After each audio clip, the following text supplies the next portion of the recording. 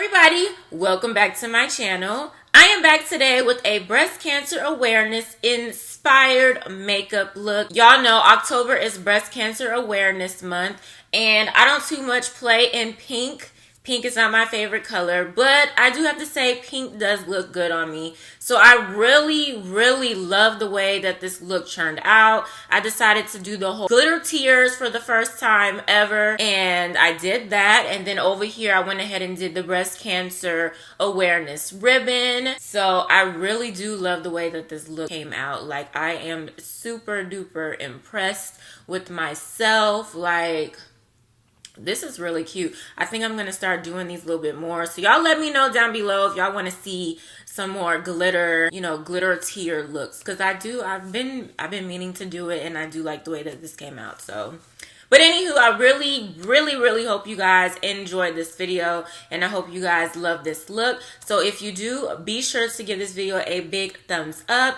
If you are a new subscriber, welcome. And if you are not subscribed yet, go ahead and hit that subscribe button so you will not miss anything from me. Make sure you press that post notification bell to make sure you don't miss a video from me.